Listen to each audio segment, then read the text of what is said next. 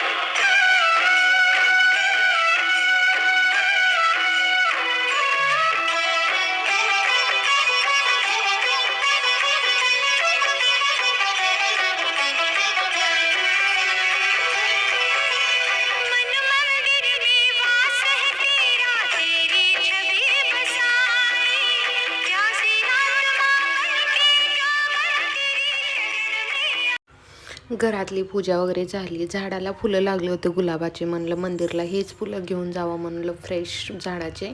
मग झाडाचे वगैरे फुलं तोडून मग मंदिरला गेलो. मंदिरवरनं आलो, मग फ्रूट्स वगैरे आणलेले होते रात्रीच, तेच कट करत होते. आणि ह्यानी का नाही माझे कपडे छान नाही ते म्हणून का नाही नको व्हिडिओ घ्यायला म्हणत होते, पण मी परीला असं जरा इशारा करून का नाही व्हिडिओ काढायलाच लावला तिला. फायनली थोडं असं सगळं कट करून का नाही आणि सगळं म्हणले हे सगळं एकत्र घाल, सगळं कट केलेलं एकाच. मग टोपल्यात सगळं कट केलेलं मी घातले. आणि हे सगळं बघा हे सगळे फ्रूट्स आणलो होतो आम्ही, रात्रीच आणलो. ह्याच्यामध्ये फ्रूट सॅलडच, खाली फ्रूट सॅलडच खाता आम्ही. तितक्यात पिऊला भूक लागली होती, मग म्हणलं आता सगळं उपवास होता त्याच्यामुळं का नाही मी त्यांना मखाने थोडंसं फ्राय करून दिले होते असे मीठ मिरचू वगैरे घालून असं चांगलं थोडंसं तेल घालून फ्राय करून दिले. मग त्याने कणे खात होत्या. आणि मग अजून म्हणले थोडं मदत करायला ये प्रीती म्हणल्यावर मग अजून ह्यांना फ्रूट कट करून दिले. सगळे हे खजूर वगैरे कट करून दिले मी. आणि हे सगळे बघा अजून हे थोडे फ्रूट राहिले होते त्याच्यामध्ये घालायचे. आणि प्रॉब्लेम मोठा झाला आम्हाला. एक का नाही काय म्हणतात त्याला खरबूजच म्हणतात ना याला. ते आम्ही घेतलो तर आम्हाला ते पांढरं शिपट भेटलं, ते लालच नव्हतं. मग त्यांनी म्हणले जाऊ दे, मग मी अजून दुसरं एक घेऊन येतो म्हणले. मग त्यांनी घेऊन आले. मग हे सगळं खराब होतं ना, म्हणजे वाईट होतं. ते म्हणलं चला गाईला वगैरे घालून येऊ, फेकण्यापेक्षा कशाला गाई वगैरे खातील म्हणून गाईला घेऊन गेलं. थोडं तिथं पण हे आहे गौशाला. मी कधी पण का नाही प्रसाद म्हणा काय बी अन्न ते द्यायचं असलं ना, इथं जवळच आहे गौशाला आणि मी लगेच देऊन येते इथं. असं करत जावा तुम्ही पण, चांगलं पुण्य लागेल. थोडंफार आपण काही बी आपल्या म्हणजे थोडं काही आपल्या जीवनात पाप झालेलं असलं तर हे गाईला चारा वगैरे दिलं तर पुण्य थोडं लागल. तेच करायचं आहे का नाही. मुक्या जनावराला खाऊ घालणं हे चांगलं राहतं आहे का. संध्याकाळच्या टायमाला मग उपास सोडायचा होता. पाणी खजूर हातात घेऊन उपास सोडलं. कसं वाटला व्हिडिओ. Bye bye. थँक्यू.